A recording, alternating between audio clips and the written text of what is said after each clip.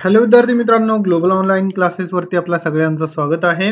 तर महा बी.एड आणि BPEd admission 2025 याची कॅप रजिस्ट्रेशनची जे डेट आहे एक्सटेंड झालेली आहे. कॅप रजिस्ट्रेशन तारीख याची वाढलेली आहे आणि त्यासोबतच पार्शियली व्हेरिफाईड जे फॉर्म आहे विद्यार्थ्यांची, तर त्यांनी काय करायचं आहे आता ते पण या व्हिडिओच्या माध्यमातून मी तुम्हाला सांगणार आहे. तर विद्यार्थी मित्रांनो, चला आपण वळूया आपल्या ऑफिशियल वेबसाईटवरती.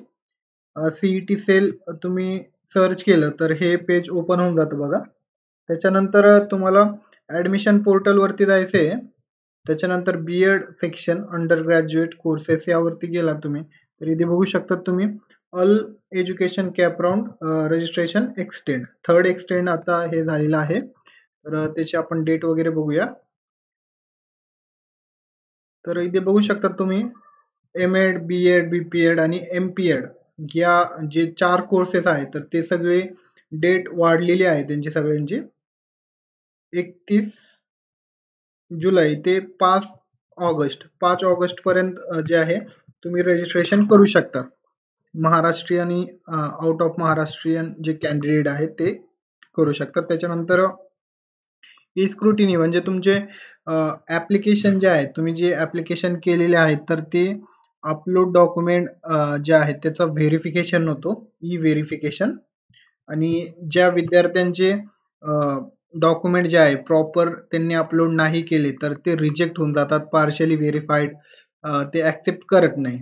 तर अशा विद्यार्थ्यांनी काय करायचंय बघा,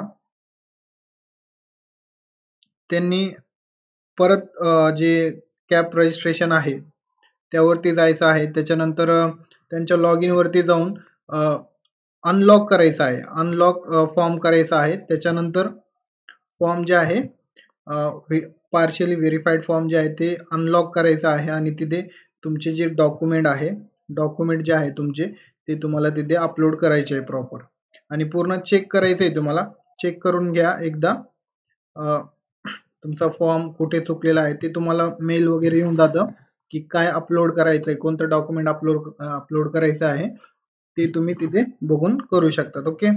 त्याच्यानंतर विद्यार्थी मित्रांनो, आपण पोर्टलची पण माहिती घेऊया. तुमचा जे कॅप पोर्टल आहे इथे बघू शकता तुम्ही, हे सगळी माहिती दिलेली आहे इथे. आणि खाली तुम्ही गेलात तर रजिस्ट्रेशन बघा, 74,975 रजिस्ट्रेशन झालेले आहे. त्याच्यानंतर ॲप्लिकेशन लॉग म्हणजे विद्यार्थ्यांकडून ॲप्लिकेशन सबमिट केलेले आहे त्यांनी 70,281 विद्यार्थ्यांनी ॲप्लिकेशन लॉग केलेले आहे आणि ॲप्लिकेशन व्हेरिफाईड किती झालेले आहे बघा, 55,967 जे फॉर्म आहे, म्हणजे 56,000च धरा तुम्ही, तर 56,000 ॲप्लिकेशन व्हेरिफाईड झालेले आहे. तर बघू शकता तुम्ही ॲप्लिकेशन किती लॉग झालेले, 70,000 आणि 55,000च जे आहे ॲप्लिकेशन व्हेरिफाईड झालेले, म्हणजे 14-15,000 फॉर्म जे आहे ते अजून व्हेरिफाईड नाही झालेले. ते फॉर्म पार्शियली व्हेरिफाईड आहे किंवा इनकम्प्लीट आहे, त्यामुळे जे आहे ते फॉर्म ॲक्सेप्ट नाही केलेले. तर लवकरात लवकर हे करून घ्या, 5 ऑगस्ट पर्यंत तुमच्याकडे टाइम आहे. थँक्यू, धन्यवाद विद्यार्थी मित्रांनो. तुम्ही जर व्हिडिओ बघितला असेल किंवा तुम्हाला आवडला असेल तर व्हिडिओला लाईक करा आणि आपल्या चॅनलला अवश्य सबस्क्राईब करा.